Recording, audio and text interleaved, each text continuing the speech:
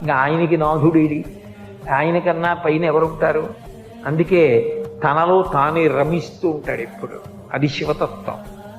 కాబట్టి ఆయనంత యోగి లేడు, ఆయనంత భోగి లేడు, ఆయనంత దూరంగా ఉండేవాడు లేడు, ఆయనంత దగ్గరగా ఉండేవాడు లేడు, ఆయనంత తేలికగా భక్తుల్ని అనుగ్రహించేవాడు. ఎందుకని?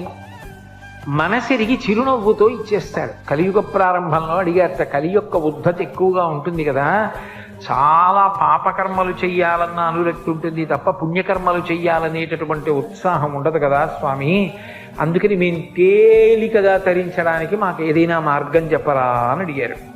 అడిగితే ఆయన అన్నాడు, మీకందరికీ మోక్షం కావాలని కదా తాపత్రయం, సరే నేను ఒక మాట చెప్తాను చెయ్యండి అన్నాడు. దర్శనాత్ అభ్రతసి, చిదంబరంలో ఎలా దర్శనం చేయాలో అలా చేయండి, మోక్షం ఇచ్చేస్తానన్నాడు. చిదంబరంలో దర్శనం అంటే శివలింగం ఏమి ఉండదు. ఓ గది ముందు నించుంటే గోడకి కన్నాళ్ళ ఉంటుందో తెర తీస్తారు, ఎదురుకుండా గోడకి మారేడు దళాలు వేసి ఉంటాయి, వేసేస్తారు. కొంతమంది గడుసు వాళ్ళు ఉన్నారనుకోండి, ఏమిటే నాకేం కనపడలేదు, కనపడలేదు, అయ్యో అదేంటి శివలింగం ఉంది కదా అంటారు.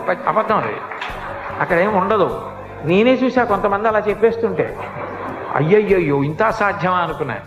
అంటే ఏమో వాళ్ళు మహాజ్ఞానులు, ఏమో దూర్జడికి కనబడ్డట్టు ఉదయగ్రామము పానవట్టము అభిషేకోద ప్రవాహంబు వార్ధి అని మరి బ్రహ్మాండం అంతా శివలింగంలా కనబడుతోందో, నేను ఎందుకు తక్కువ మాట్లాడాలి? కాబట్టి అక్కడ ఏమీ ఉండదు. అంటే అనంతం, ఆయన కానిది లేదు. అగ్నిముఖంబు పరాపరాత్మకమాత్మ కాలంబు గతి రత్నగర్భ పదము శ్వశనంబు నీ యూర్పు రసన జలేషుండు దిశలు కర్ణంబులు దివము నాభి సూర్యుండు కన్నులు శుక్లంబు సలిలంబు జఠరంబు జలధులు చదలు శరము సర్వౌషధులు రోమచయము శల్యంబులద్రులు మానసమృతకరుండు చందములు ధాతువులు ధర్మసమితి హృదయము ఆస్యపంచకముపనిషదాహ్వయంబు అయిన నీరూపు సరసత్వమై శివాఖ్యయై స్వయం జ్యోతియై ఉప్పు ఆజ్యము. యావత్ బ్రహ్మాండమంతా నిండిపోయి ఉంటాడు. అదిగో ఆ తత్వం కింద ఆకాశస్వరూపుడుగా అంతటా నిండిపోయిన వాడిగా అక్కడ జ్ఞానంతో చూడగలిగితే చిదంబర రహస్యం.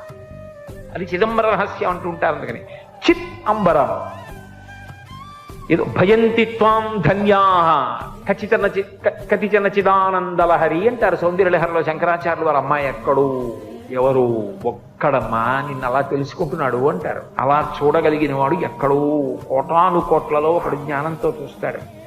స్వామి నువ్వు మమ్మల్ని మోహపెడుతున్నావు, చిదంబరం వెళ్ళి చూడమా, నాకేమర్థం అవుతుందని చూడడం ఈ తత్వం అంతా. ఇంకొక మాట చెప్పండి, దర్శనాదభ్రసరసి, మాకు సాధ్యం కాదు. ఇంకొక మాట ఏమైనా చెప్పండి, అనుగ్రహించండి. సరే, జననాత్ కమలాలయే, తిరువారూరులో పుట్టండి, మోక్షం ఇచ్చేస్తారు. ఇది మరీ అన్యాయం. నేను మా అమ్మ కడుపులో ఉంటాను, మా అమ్మ నన్ను ఎక్కడ కంటుందో నాకు తెలుసా? మా అమ్మ తిరువారూరులో కంటుందో, లేకపోతే తాయారుపేటలో కంటుందో, ఏలూరులో కంటుందో, జాలిపూడిలో కంటుందో, విశాఖపట్నంలో కంటుందో, కాకినాడలో కంటుందో నాకేం తెలుసు? అప్పటికి మా అమ్మ పుట్టింటారు ఎక్కడ ఉంటారో అక్కడికి వెళ్తుంది. ఒకవేళ అది ఏ పల్లెటూరు అయి కవల పిల్లల కడుపులో ఉంటే మేనమావ గారు ఉన్న పెద్ద పట్టణంలో అవ్వచ్చు పురుడు. ఏం చెప్పగలం?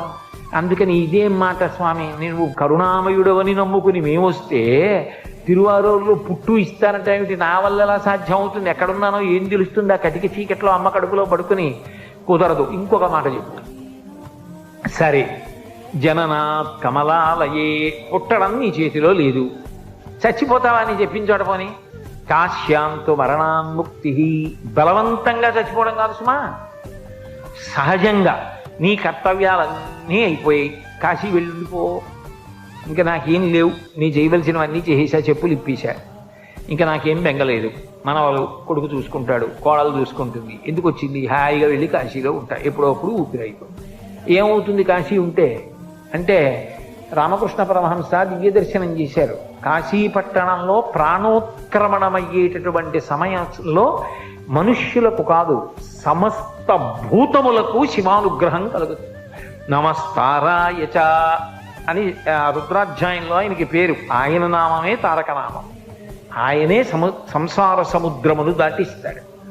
అందుకని ఏం చేస్తాడు? ఆయన నామం ఆయనే ఉపదేశిస్తాడు. అది ఎలా అంటే, ఆ తల్లి పార్వతీదేవిట బయలుదేరి వచ్చి ప్రాణోత్క్రమణమైపోతున్నటువంటి వాడు ఇంకా ఊపిరి అందక కొట్టుకుంటున్నటువంటి సమయంలో పాలిండ్లు కదలంగ పసిడిపయ్యద వీచు అచలాధిపుని కూర్మి అడుబిడ్డ తుర్కారమునరించి తొండంబు ముక్కున శిఖరారావంబు జిలుకు డుంఠి ప్రథమోత్తముండు భృంగి భయరక్షణార్థంబు పాలాగ్రమున తీర్చు భసిత రేఖ ప్రత్యక్షమై వచ్చి భాగీరథీ గంగ మృదులహస్తము సాచి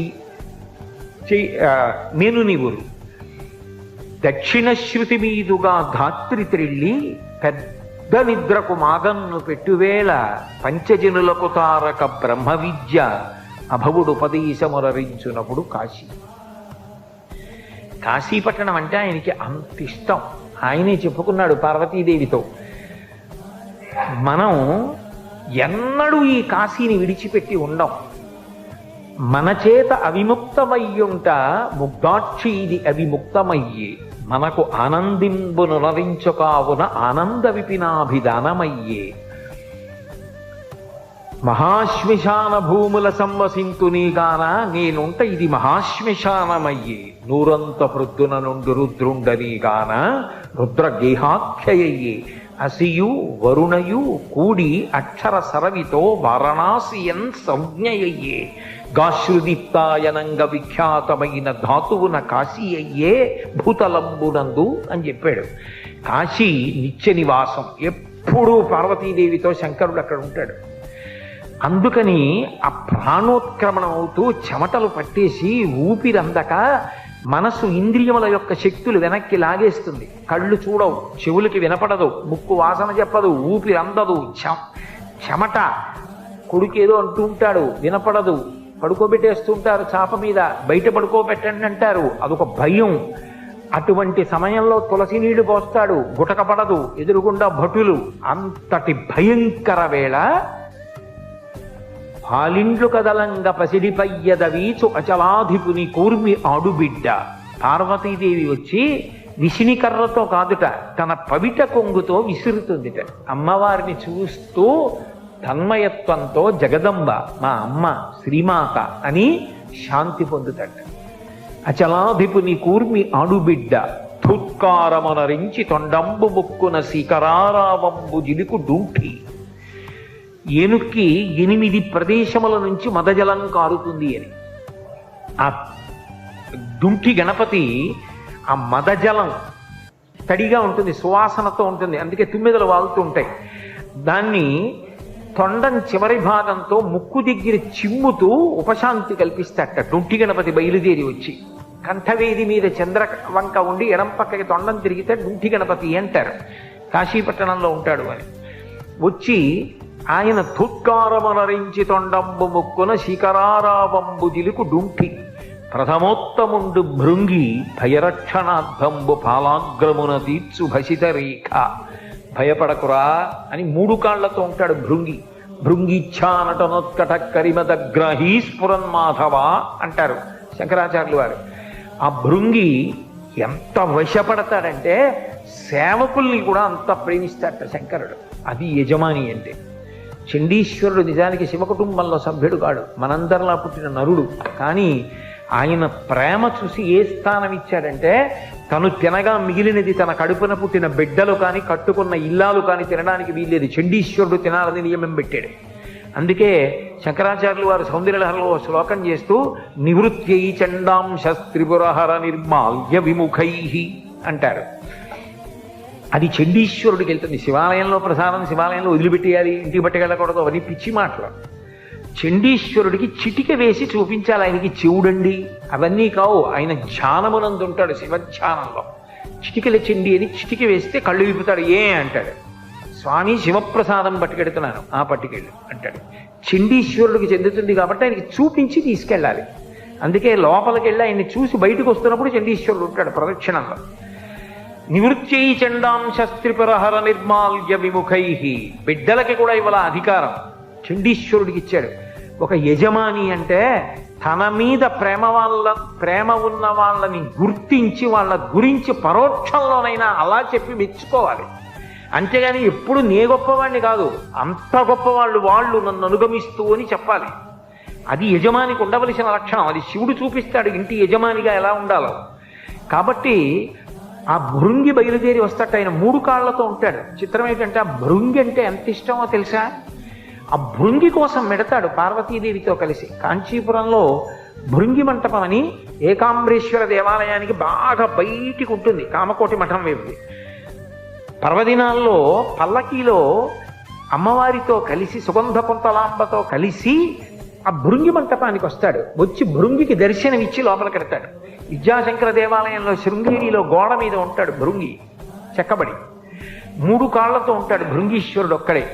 అటువంటి భృంగి వచ్చి ప్రథమోత్తముండు, ప్రథమ గణాల్లో ఉత్తముడు, భయపడకురా నీకేం బెంగలేదని బొటనవేలుతో విభూతి పెడతాట. ఎవరికి? కాశీపట్టణంలో ప్రాణోత్క్రమణం అవుతున్న వాడికి. మళ్ళీ వెనక్కి వచ్చి గుర్తు తెచ్చుకుంటూ ఉండండి. ప్రథమోత్తముండు భృంగి భయరక్షణార్థంబు పాలాగ్రమణ తీర్చు భసిత రేఖ ప్రత్యక్షమై వచ్చి భాగీరథి గంగ మృదుల హస్తము సాచి మేను నివురు. చల్లటి తల్లి ఆ గంగకి అధిష్టాన దేవత గంగమ్మ ఉందే, ఆవిడ రూపంతో తెల్లటి బట్ట కట్టుకుని నడిచి వస్తుంది గంగమ్మ. గంగమ్మ అనుగ్రహిస్తుంది. గంగకి అధిష్టాన దేవత ఉంది, ప్రతి నదికి ఉంది. తెలిస్తే తెలిసినట్టు ఉండాలి, తెలియకపోతే తెలియనట్టు ఉండాలి. అంతే అని నదులకు ఉంటారా? నదులు పుణ్యజలాలా? నదుల్లో స్నానం చేస్తే పుణ్యం వస్తుందా? అదో మెట్ట వేదాంతం. మరి అలాంటప్పుడు నదుల గురించి పురాణాలు అన్నింటిలో అంత గొప్పగా ఎందుకు మాట్లాడారు? శంకరాచార్యులు వారు నర్మదాష్టకం ఎందుకు చేశారు? గంగాష్టకం ఎందుకు చేశారు? నదులు గొప్పవి కాబట్టే కదా. గంగకి అధిష్టాన దేవత ఉంది, ఆవిడ ప్రీతి పొందుతూ ఉంటుంది. తాడేపల్లి రాఘవనారాయణ శాస్త్రి గారు గంగానదిలో స్నానం చేయడానికి వెళ్ళారు. గంగమ్మ అడిగింది, శాస్త్రి స్నానానికి వచ్చావు ఏమి ఇస్తావని అడిగింది. ఆయన ఉంగరం తీసి వేయిపోయారు. అది నీకు అనుష్ఠానానికి కావాలి, ఆచమనం చేయడానికి, రేపు మీ ఆవిడ్ని అడిగి పట్రా అంది. ఆవిడ్ని అడిగి తీసుకెళ్ళి ఆయన గంగమ్మకి ఇచ్చారు. గంగమ్మ పలుకుతుంది, ఎందరికో పలికింది. అంతవరకు ఎందుకు? గురు శుశ్రూష చేశారు ముత్తుస్వామి దీక్షితారు వారు. గురువుగారి శరీరం వదిలిపెట్టేసే ముందు ప్రతిరోజు గురువుగారు స్నానం చేశాక శిష్యుడు స్నానం చేసేవాడు. ఆ రోజున దీక్షితారు వారిని పిలిచి, ఇవాళ నువ్వు ముందెళ్ళు, స్నానం చేసే ముందు గంగకి నమస్కరించి మునిగి చేతులతో తడువు, ఏది గంగమ్మ ఇస్తే తెచ్చుకో అన్నారు. ఆయన గంగమ్మకి నమస్కారం చేసి గురువుగారి ఆజ్ఞ అని గంగమ్మలో చేతులు పెట్టి తడివారు. వీణ దొరికింది. అందుకే మిగిలిన వీణలన్నింటికి యాళి పౌరాణిక మృగం కిందకు ఉంటుంది, ఒక్క దీక్షితారు వారికి వీణకి మాత్రం పైకి ఉంటుంది. అది గంగామాత ప్రసాదం. దీక్షితారు వారు ఆ వీణ వాయించేవారు. గంగమ్మ ఎందరినో అనుగ్రహించింది. ఒకప్పుడు భాగవతాన్నంతటినీ పరీక్షిత్ గంగా తీరంలో ప్రాయోపవేశం చేసి విన్నాడు. వా ఏమి పద్యరచన చేశారో పోతన గారు. అమ్మా అని పిలిచిన నరు పొమ్మా అని ముక్తి కడకు బుత్తువట, లిమ్మా నీ రూపముతో రమ్మా నాకెదురంగ గంగ రమ్యతరంగా అంటే, అమ్మా అని పిలిస్తే చాలటావు, పోరా అని మోక్షానికి పంపించేస్తారు. భగవద్గీత కించిదీత గంగా జలలవ కడికాపీత సకృతపీన మురారి సమర్చ క్రియతే తస్య యమేనంద చర్చ అంటారు. అటువంటి గంగమ్మ, ఆ గంగమ్మ వచ్చి చల్లటి చేత్తో ఒళ్ళు నివురుతుంది. దక్షిణ శృతి మీదుగా ధాత్రి త్రిళ్ళి పెద్ద నిద్రకు మాగన్ను పెట్టువేళ. మామూలుగా నిద్రపోయిన వాడు మళ్ళీ లేస్తాడు రేపు పొద్దున్న. ఇది పెద్ద నిద్ర. నిద్రపోయే ముందు మాగన్నని కళ్ళిలా ఇలా పడిపోతాయి, మెల్లిగా నిద్రలోకి వెళ్ళిపోతాడు. రేపు లేస్తాడు. అది పెద్ద నిద్ర. ఆ పెద్ద నిద్రకు మాగన్ను పెట్టి పెద్ద నిద్రలోకి వెళ్ళిపోయిన వాడికి లేవాడు ఆ శరీరంతో. ఆ శరీరం పంచభూతాల్లోకి వెళ్ళిపోతుంది. పెద్ద నిద్రకు మాగన్ను పెట్టు వేళ పంచజనులకు తారక బ్రహ్మ విద్య. కుడి చెవి పైకొచ్చేటట్టుగా తిప్పి శంకరుడే వచ్చి దగ్గర కూర్చొని కుడి చెవిలో తారకాన్ని ఉపదేశం చేసి తనలో కలిపేసుకుంటాడు. కాశీలో చనిపో మోక్షం ఇస్తాడు. అందుకని మళ్ళీ వెనక్కి రండి. దర్శనాద భ్రసరసి జననాత్ కమలాలయే కాశ్యాం తో మరణాన్ముక్తి. పోనీ కాశీలో మరణిస్తావా, మోక్షం ఇస్తాను. బలవంతంగా కాదు సుమా, మళ్ళీ చెప్తున్నాను. చాకటి కూడా చెప్పారని హైచెంపలు చేయకండి. నేను చెప్తున్నది సహజ మరణం, కాశీవాసం చేసి. అయితే స్వామి మా సంసారం ఎంత గొప్ప బంధనాలో నీకు తెలుసు కదా. పెరిగే కొద్దీ ముచ్చట్లు ఎక్కువ. ముందు కొడుకు మీద ముచ్చట, తర్వాత మంచి కోడలు వచ్చిందని ముచ్చట, ఆ తర్వాత మనవడి మీద ముచ్చట. ఇక్కడ ప్రసంగం చెప్తుంటే ఇంటి దగ్గర ఎక్కడో టీవీలో వస్తుంటే వాడికి తెలియక టీవీలో తాతగారు ఉన్నారనుకుని తాత దా నరుస్తున్నాడని ఫోన్ చేసి చెప్తే తలడిల్లిపోతాడు తాత. ఇన్ని బంధాలు, నేనెక్కడ కాశీరా, కాశీలో ఉండనా, అవుతుందా నా వల్ల? అయ్యే పని కాదు. ఇంకొక మాట చెప్పు, స్మరణా తరుణాచలే, కనీసం అరుణాచల శివ అరుణాచల శివ అరుణాచల శివ అనుకుంటావా? అలా అనుకో చాలు. స్మరణాత్, నన్ను అరుణాచల శివుడిని స్మరిస్తుండు. ఆ కొండ, ఆ శివలింగం, ఆ గిరి ప్రదక్షిణం అవి మనసులో స్మరించుకుని అరుణాచల శివ అంటుండు. ఎప్పటికప్పుడు పాపదహనం చేసి నీకు మోక్షం ఇస్తాడు. చాలు. ఇంకింతకన్నా అడిగితే బాగుండదు స్వామి. 4 ఇచ్చావు, ఏదో ఒకటి అంటాం. అంతేగాని ఇంకా చాలదంటే ఇంతకన్నా అన్యాయం ఇంకోటి ఉండదు.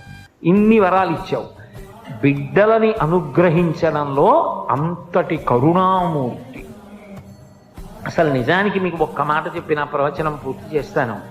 లోకంలో ఏదో సత్కారం చేస్తామండి, ఓ దండేస్తామంటే వస్తాడు ఎవడన్నా, ఏదో మీకు బట్టలు ఇస్తామండి అంటే పుచ్చుకుంటారు, మీకు పాములు ఇస్తామండి అంటే పుచ్చుకునేవాడు ఎవడన్నా ఉంటాడా? శివుడు ఒక్కడే, నాగభూషణుడు.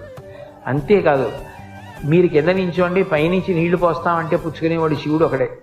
శివుని శిరమున కాశిన్ని నీళ్లు చల్లి, రాజశేఖర చరిత్రం అందులో అంటాడు, శివుని శిరమున కాసిన్ని నీళ్లు చల్లి పత్తిరి సుమంత నెవ్వాడు పారవయించు, కామధేనువు వానింట గాడి పసర, అల్ల సురశాఖి వానింట మల్లె చెట్టు. వీడేం పెద్ద రుద్రాధ్యాయం అంతా చదివేసి స్వరంతో మంత్రాలు చెప్పేసి పరమభక్తితోటి అభిషేకం చేసేది లేదు.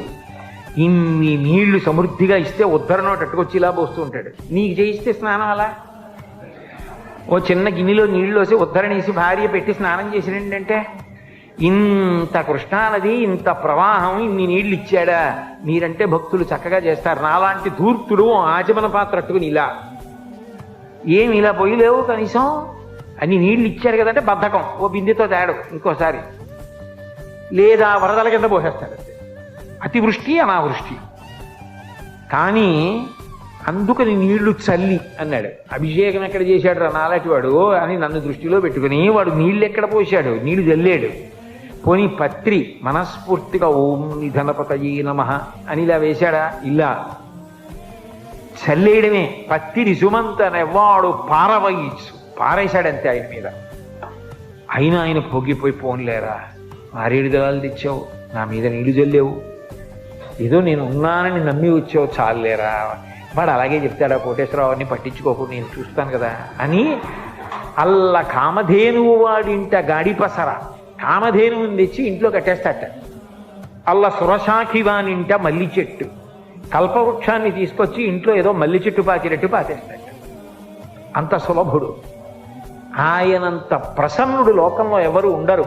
భగీరథుడు తపస్సు చేస్తే ఊర్ధ్వబాహు పంచతప మాసాహారో జితేంద్రియ తస్య వర్ష సహస్రాణి ఘోరీ తపసి తిష్ఠిత. రామాయణం బాలకాండ. ఆయన చేతులు పైకెత్తి 1000 సంవత్సరముల పాటు 4 వైపులా అగ్నిహోత్రాన్ని పెట్టుకుని సూర్యుణ్ణి చూస్తూ తపస్సు చేస్తే కొన్ని 1000 సంవత్సరముల తర్వాత తస్య వర్ష సహస్రాణి 1000 సంవత్సరముల తర్వాత బ్రహ్మగారు ప్రత్యక్షం అయ్యాడు. మా వంశం నిలబడాలి, తథాస్తు. మా ప్రపితరులు సగర చక్రవర్తి కుమారుడు సగరులు బూది కుప్పలై పడిపోయి ఉన్నారు పాతాళ లోకంలో. ఆకాశగంగ ప్రవహిస్తే తప్ప వాళ్ళు ఉద్ధరణ పొందరు, అందుకని ఆకాశగంగని విడిచిపెట్టు, పాతాళ లోకానికి తీసుకెడతానన్నాడు. కుదరదు. గంగాయా పతనం రాజన్ పృథివీన సహిష్యతి తాం వై ధారయితుం వీరనాంద్యం పశ్యామి శూలినః. ఆకాశగంగ పైనుంచి భూమి మీద పడితే తట్టుకోదు భూమి, భూమికి ఆ శక్తి లేదు, ఆ ధార తట్టుకోగలిగిన స్థితి ఉండదు, దెబ్బతింటుంది భూమి. భూమి ఎవరిది? కపిలాన్ రూపమాస్తాయాధారయత్రణిత అనిశంధరాం. కపిల మహర్షి రూపంలో విష్ణువుది, శివుడిది పృథ్వీలింగం. నేనేవాణ్ణి? శంకరుణ్ణి అడుగు, శంకరుణ్ణి నేను శాసించలేను, ఆయన ఒక్కడే పట్టగలడు. గంగ పడుతుంటే వీరనాంద్యం పశ్యామి శూలినః, అన్యులెవరూ పట్టుకోలేరు, ఒక్క శివుడికే చెల్లి. ఆయన్ని ప్రార్థన చేయి, ఆయన పట్టుకుంటారంటే నీ ఇష్టం అన్నాడు. మళ్ళీ శివుడి గురించి తపస్సు చేశాడు. చిత్రం ఏమిటంటే ఇంత పెద్ద తపస్సు అక్కర్లేకపోయింది. ప్రత్యక్షం అవుతూనే ప్రీతస్తేహం నరశ్రేష్టాకరిష్యామి తమాప్రియం శిరసా ధారయిష్యామి. నేను వచ్చి ఆ గంగమ్మని పట్టుకుంటాను పద అని వచ్చి హిమవత్ పర్వతంలో నిలబడి కాళ్ళు రెండు దూరంగా పెట్టి పాండురంగంలాగా నడుం మీద రెండు చేతులు వేసి ఆకాశం వంక చూస్తూ వదిలిపెట్టమన్నాడు గంగని. ఆ పైనుంచి పడుతోంది. సాక కంచన్మహింగంతుం నశక్నోద్యత్నమాస్థిత నైవ నిర్గమనం లేభేజటామండల బోహిత అంటారు మహర్షి.